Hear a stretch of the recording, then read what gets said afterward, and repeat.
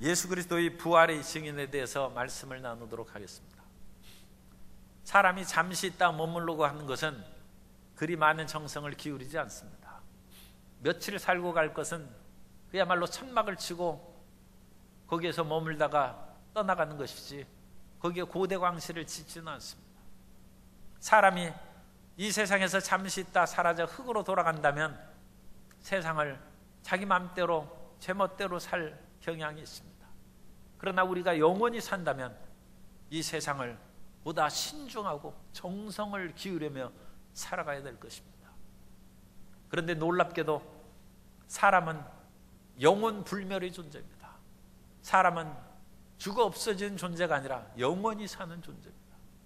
그렇기 때문에 우리는 이 세상을 살아갈 때 잠시 잠깐 있다가 사라지니까 끝이라고 생각하지 말고 우리의 몸과 마음이 그야말로 분리되어서 몸은 흙으로 돌아갈지라도 우리의 마음은, 우리의 영혼은 영원히 살 것인가, 영원을 준비하면서 살아가는 하나님의 백성이 되어야 되는 것입니다.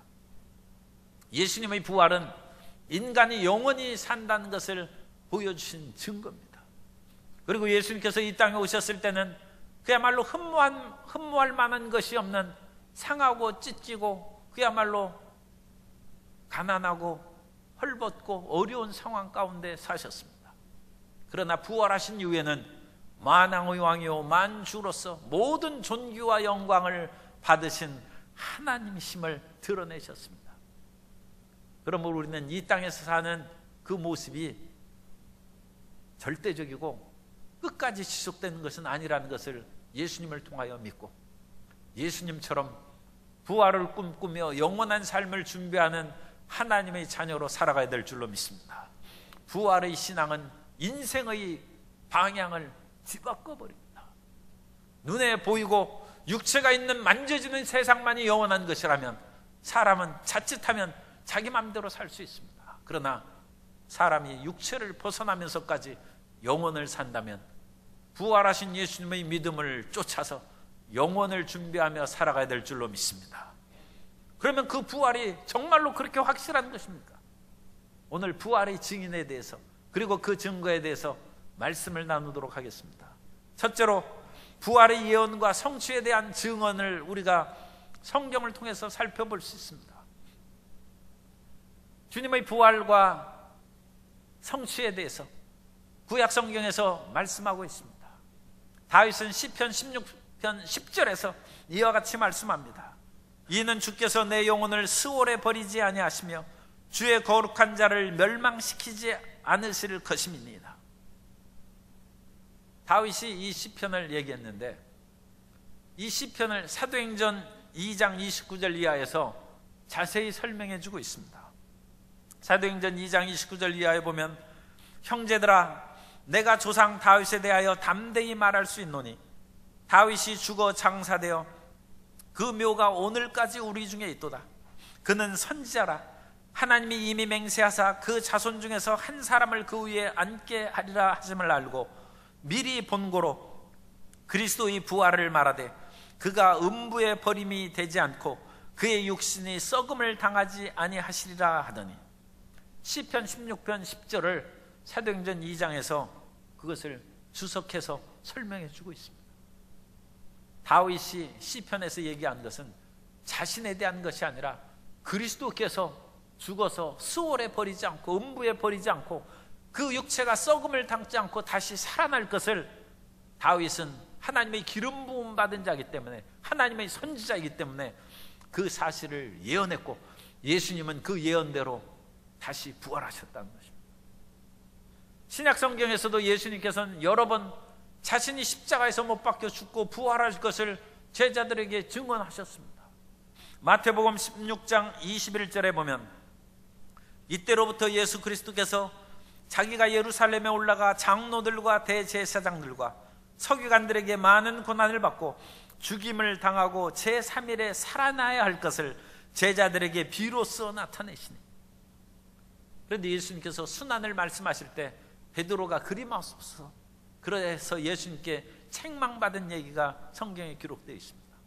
이처럼 예수님의 제자들은 당시의 다른 유대인들과 마찬가지로 예수님께서 메시아로 오셨은즉 로마의 압제에서 우리를 해방시키고 이 민족의 독립의 아름다운 역사를 이루실 것을 기대했습니다. 현실적인 것을 기대한 것입니다. 그러나 주님께서는 현실의 축복보다 먼저 가야 될 것은 죄사함을 받는 것이고 하나님과 화목하는 것이고 하나님의 자녀로 거듭나는 것이라는 것입니다.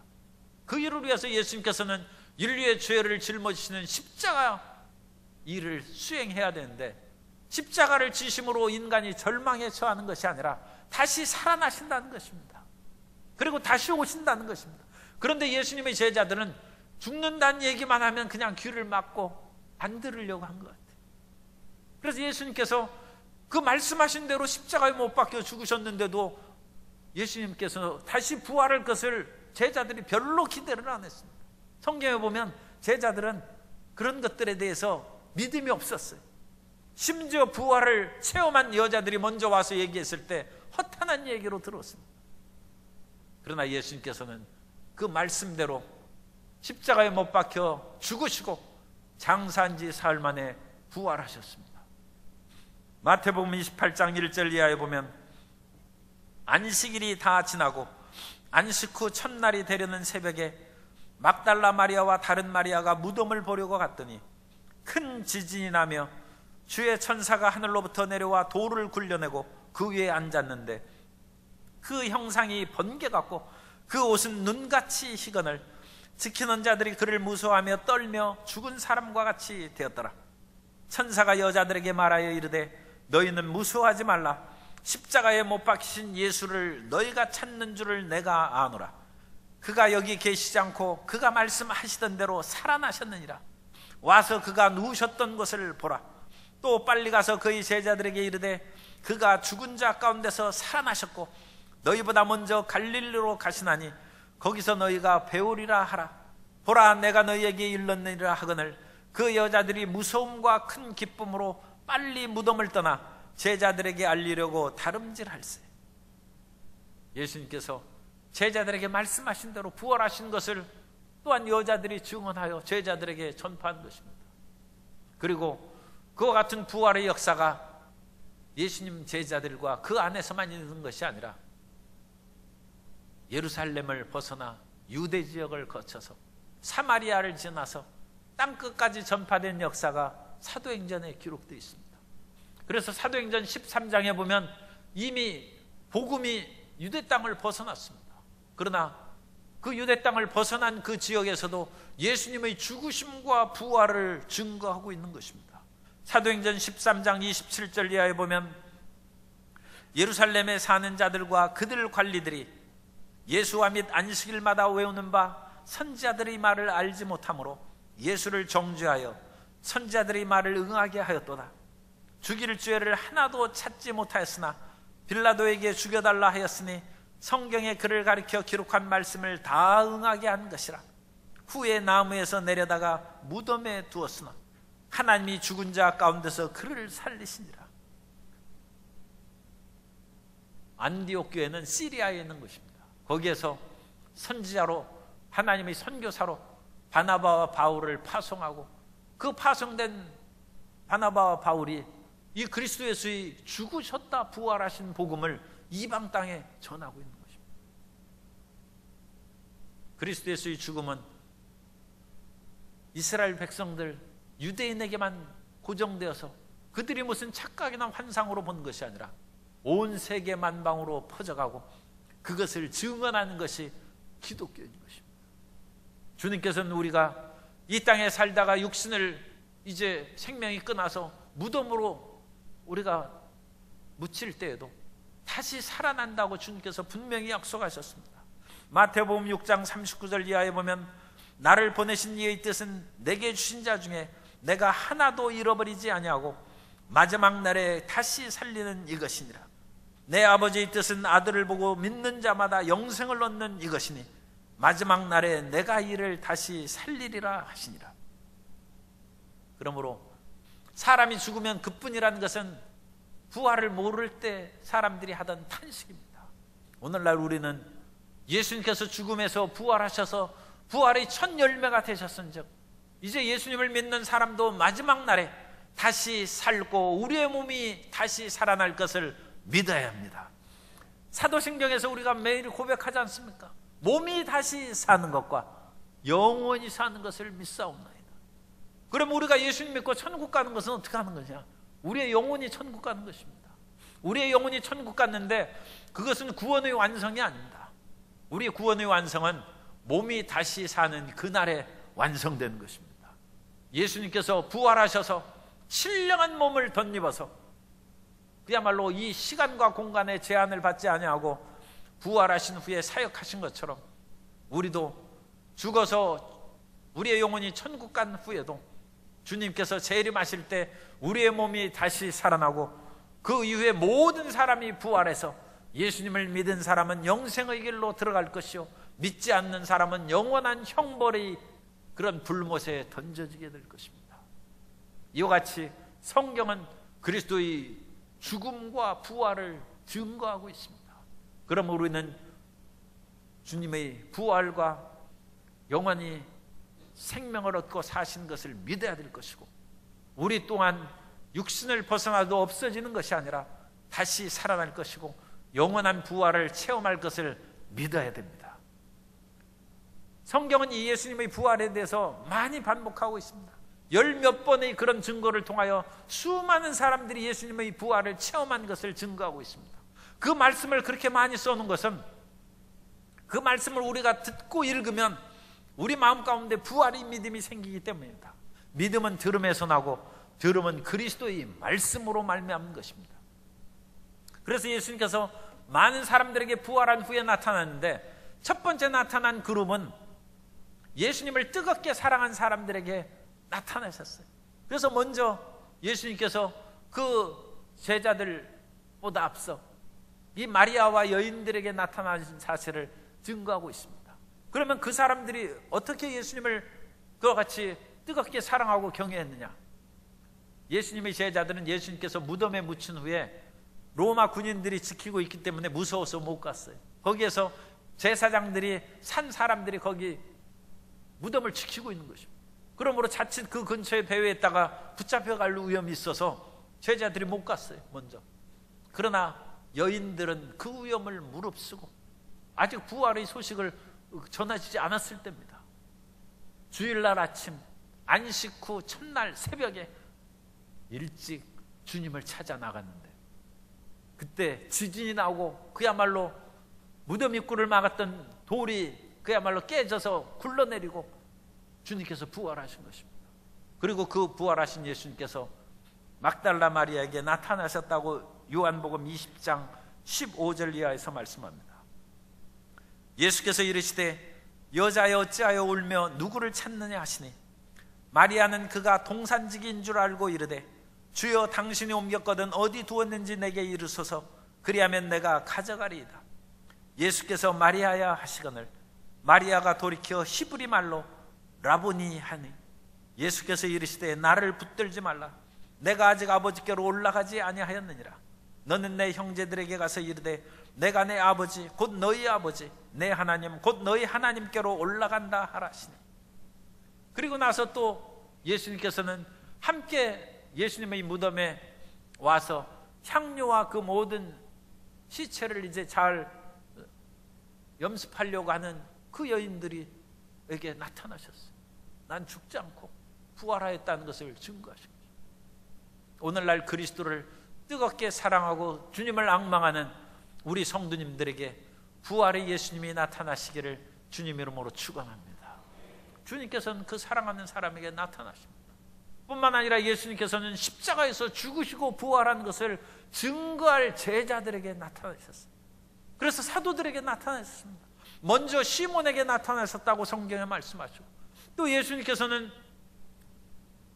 배신한 가룟 유다를 뺀 11 제자에게 나타나시고 또 7 제자에게 사도들에게 나타나시고 예수님께서 이 그리스도의 죽음과 부활을 증거할 제자들에게 여러 번 나타나셔서 인류의 모든 죄를 짊어지시고 십자가에 죽은 것, 그것은 이제 자기들이 그 확실히 알죠. 그러나 부활하신 예수님을 또한 증거해야 되는데 그 일을 마음에 확신하고 주님의 말씀을 믿을 수 있도록 제자들에게 여러 번 나타나신 것입니다. 요한복음 20장 19절 이하에 보면 이날 곧 안식 후 첫날 저녁 때 제자들이 유대인들을 두려워하여 모인 곳의 문들을 닫았더니 예수께서 오사 가운데 서서 이르시되 너희에게 평강이 있을지어다. 이 말씀을 하시고 손과 옆구리를 보이시니 제자들이 주를 보고 기뻐하더라. 제자들이 예수님을 만났습니다. 나중에는 야고보에게도 나타나시고 주의 복음을 증거할 제자들에게 나타나셨습니다. 그러므로 우리가 주의 사명을 수행하고 주의 십자가의 죽으심과 부활을 증거할 때 주님께서 우리에게 임하여 주시고 주님께서 더 깊은 믿음과 확신으로 채워주실 줄 믿습니다. 가끔 의심하는 사람도 있는데 하나님의 말씀을 믿고 주님을 앙망하지만 부활은 잘 못 믿겠다, 그런 마음을 가진 사람에게는 주님께서 또 믿음의 확신의 기회를 주실 줄 모릅니다. 의심하고 엠마오로 내려가는 두 제자가 있었습니다. 그 제자들에게 예수님께서 나타나신 것입니다. 그 사람들은 예수님이 살아서 역사하실 때는 주님을 열심히 따르던 제자들이었는데 예수님이 죽으시자 우리는 그분이 메시아이기를 바라노라 하면서 이제 모든 것이 끝났으니 우리 삶으로 돌아가야 되겠다 해서 엠마오로 내려가고 있었습니다. 누가복음 24장 13절 이하에 보면 그날에 그들 중 둘이 예루살렘에서 25일이 되는 엠마오라 하는 마을로 가면서 이 모든 된 일을 서로 이야기하더라. 그들이 서로 이야기하며 문의할 때 예수께서 가까이 이르러 그들과 동행하시나 그들의 눈이 가리어져서 그인 줄 알아보지 못하거늘 부활하신 예수님이니까 못 알아보는 것입니다. 예수께서 이르시되 너희가 길 가면서 서로 주고받고 하는 이야기가 무엇이냐 하시니 두 사람이 슬픈 빛을 띠고 머물러 서더라. 예수님을 믿었을 때 죽음까지만 믿는 사람은 부활을 모르므로 슬픈 빛을 띠면서 고통스러워하는 것입니다. 주님께서 부활하신 것을 믿을 때 우리의 삶이 어떤 죽음의 절망적인 상황으로 다가와서 헝클어뜨렸다 할지라도 다시 회복될 줄을 믿습니다. 부활은 그 용기를 주는 거예요.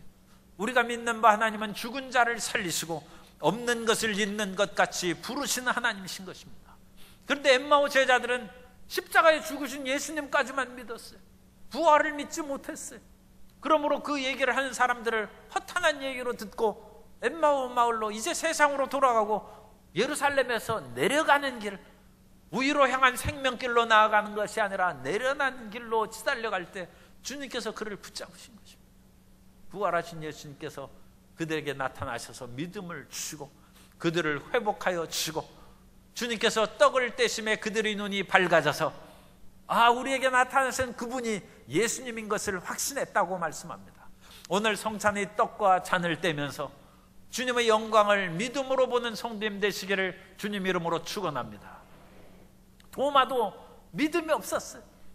다른 제자들이 예수님을 만나서 다 예수님이 부활하셨다는 것을 증거할 때 도마는 없었어요. 그래가지고 이 도마가 나는 예수님을 직접 그 옆구리와 손 못자국 안에 내가 손가락으로 이렇게 넣어보지 않고는 내 못 믿겠다 했는데 그 도마의 말을 주님께서 아시고 주님께서 나타나셨어요. 요한복음 20장 24절 이하에 보면 12 제자 중에 하나로서 디두모라 불리는 도마는 예수께서 오셨을 때 함께 있지 아니한지라. 다른 제자들이 그에게 이르되 우리가 주를 보았노라 하니 도마가 이르되 내가 그의 손의 못자국을 보며 내 손가락을 그 못자국에 넣으며 내 손을 그 옆구리에 넣어보지 않고는 믿지 아니하겠노라 하니라. 여드레를 지나서 제자들이 다시 집안에 있을 때 도마도 함께 있고 문들은 닫혔는데 예수께서 오사 가운데 서서 이르시되 너희에게 평강이 있을지어다 하시고 도마에게 이르시되 내 손가락을 이리 내밀어 내 손을 보고 내 손을 내밀어 내 옆구리에 넣어보라. 그리하여 믿음 없는 자가 되지 말고 믿는 자가 되라. 믿음 있는 자가 되도록 의심하는 도마에게도 나타나셨습니다.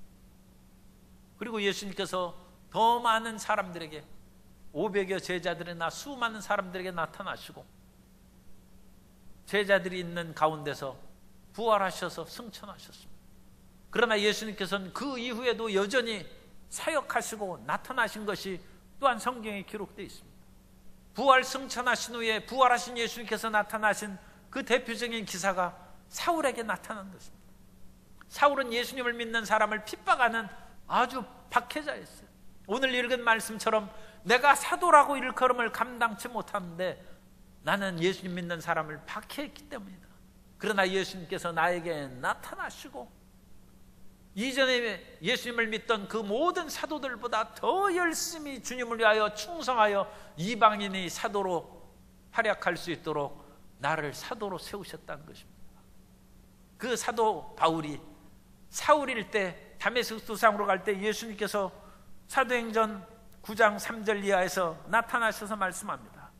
사울이 길을 가다가 다메섹에 가까이 이르더니 호련히 하늘로부터 빛이 그를 둘러 비추는지라.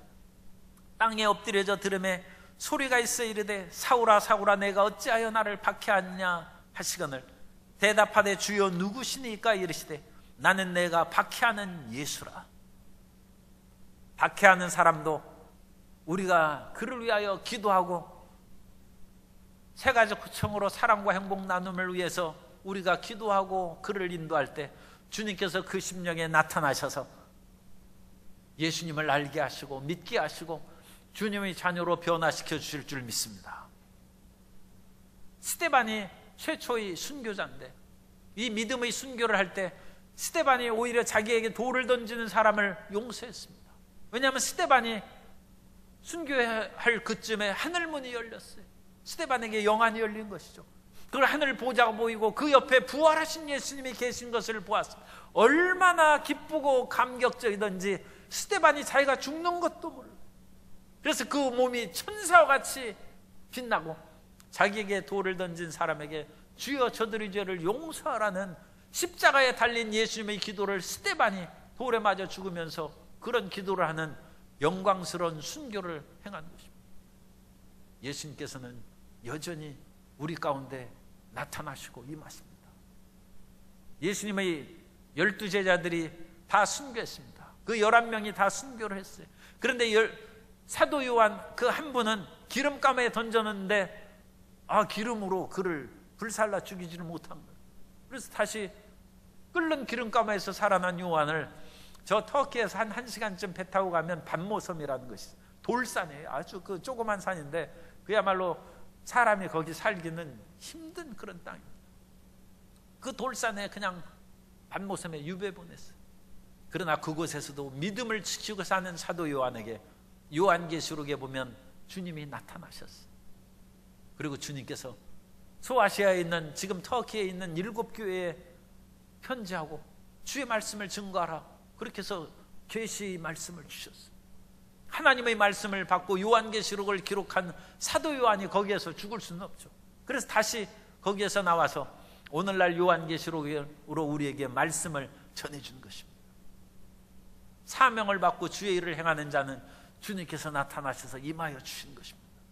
그러므로 오늘날에도 우리가 예수 그리스도를 만나고 주님의 뜻을 수행할 수 있음을 우리가 믿어야 됩니다. 세 번째로 오늘날 부활의 증인과 증거가 있습니다. 오늘날 우리가 보는 객관적인 부활의 증거는 일요일에 예배 드리는 거예요. 일요일을 우리가 주일이라고 예배 드리지 않습니까? 그런데 예수님도 유대인이고 예수님의 처음 제자들은 다 유대인입니다. 그분들은 토요일 날 예배 드렸어요. 원래 토요일이 안식일입니다. 그리고 십계명에 안식일을 거룩히 지키라고 하셨지 않습니까? 그러니까 안식일 날 항상 그 사람들이 지키고 예배하고 그 사람들이 오죽 움직이며 가는 때는 하나님의 전에 갈 때만 그때 가는 거예요.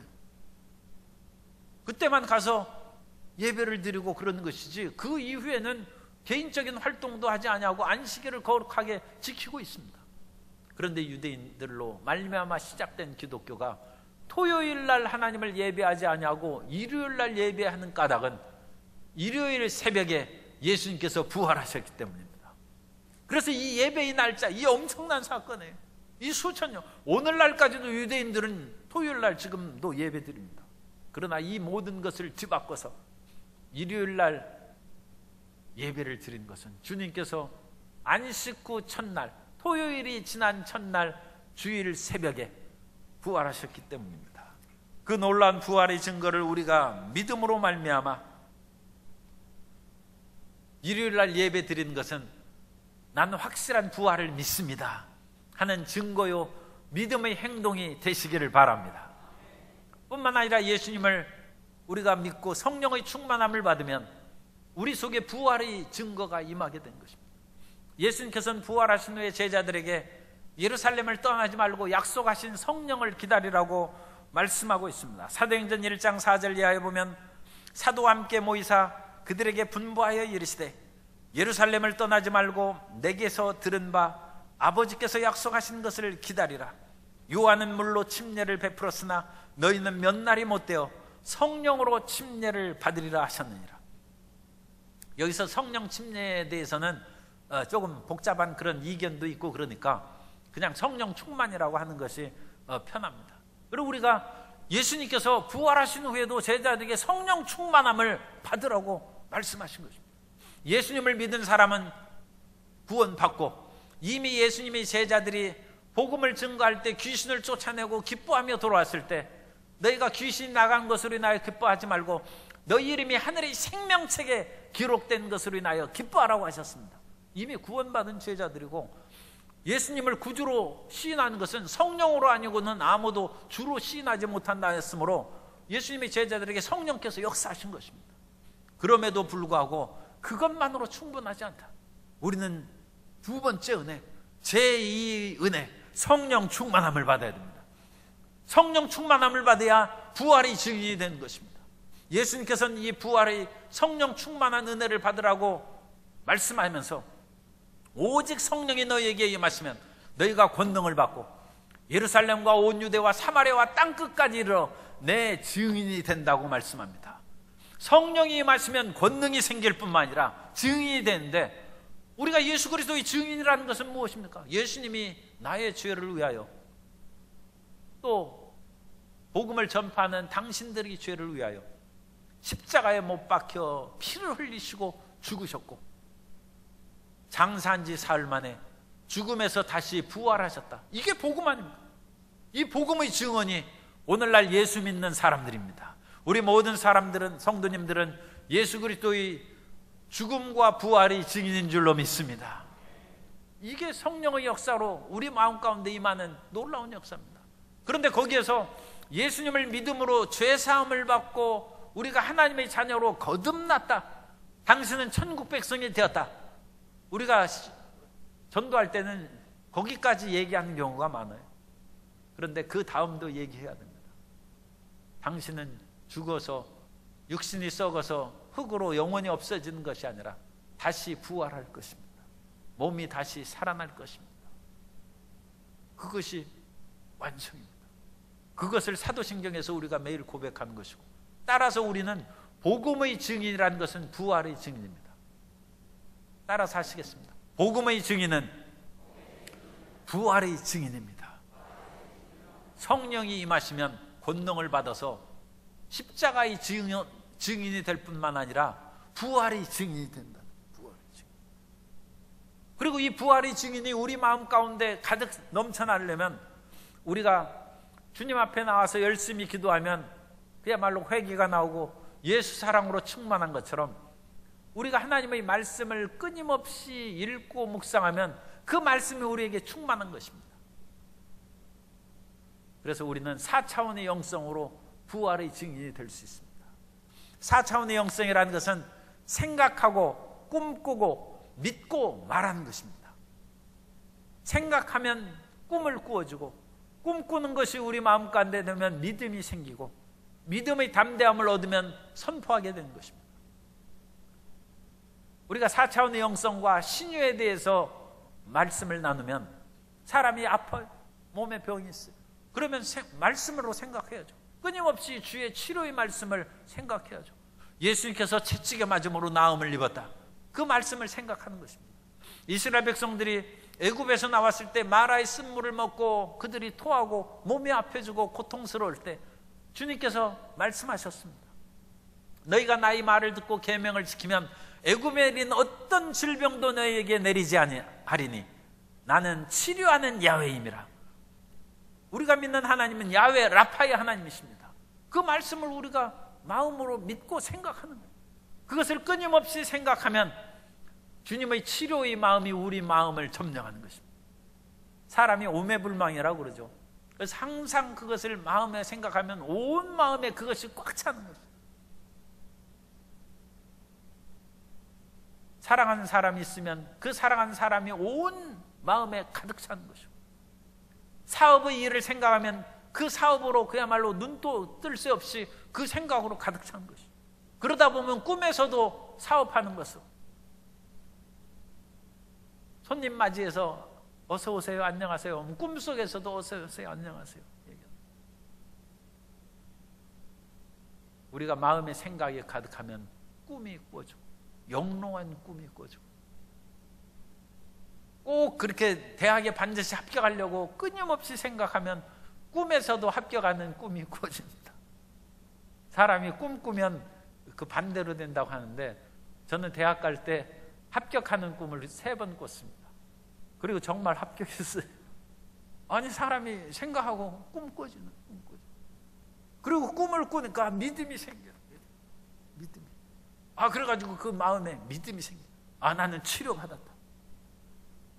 부활의 말씀을 제가 그 준비하고 증거하면서 성경에 있는 부활의 말씀을 다 찾아서 정리한 것이 오늘 설교예요. 오늘 주보에 있는 거 다 써가지고 그것을 손으로 써보고 그것을 읽고 묵상하면, 부활의 생각으로 충만하면 꿈에서도 부활의 그런 꿈을 꿀 것입니다. 그리고 그것이 믿어져요. 그것을 준비하고 막 하니까 내가 이 놀라운 부활의 은혜를 그동안에는 그 다른 그런 것 때문에 너무 깊이 생각하지 않았구나 하는 그런 그 회개가 나오고 반성이 나오더라. 그리고 내 마음에 부활의 생각으로 꽉 차고, 그러니까 부활의 믿음이 충만해지고 담대하고, 그 마음의 믿음이 담대한 즉 오늘 설교하는 거예요. 그걸 선포하는 거예요. 선포하는 것입니다. 4차원의 영성과 부활을 생각하시기 바랍니다. 4차원의 말씀을 끊임없이 생각하면 그것이 우리 마음 가운데 영롱한 꿈으로 다가오고, 우리 마음 가운데 나는 죽어서 없어지지 않는다, 나는 부활할 것이라는 믿음으로 굳건하게 되고, 부활의 믿음이 굳건한데 이 세상에 두려울 것이 뭐 있어요? 나는 다시 산다는 것입니다. 살아도 내가 겨우 사는 것이 아니라 그리스도의 영광스러운 부활의 몸을 우리가 읽었은즉 영광스러운 몸으로 부활하게 될 것입니다. 그 말을 담대히 선포하면서 복음의 증인이요 부활의 증인으로 살게 되시기를 주님의 이름으로 축원합니다. 예수님의 죽으심과 부활은 성경의 핵심입니다. 성경의 핵심은 십자가와 부활입니다. 그 말씀을 끊임없이 읽고 묵상함으로 예수님의 부활을 믿을 뿐만 아니라 우리의 각 사람의 한 사람 한 사람이 부활할 것을 믿고 그 부활의 위대한 역사를 믿는 사람들에게 전파하는 하나님의 복된 자녀가 되시기를 주님의 이름으로 축원합니다.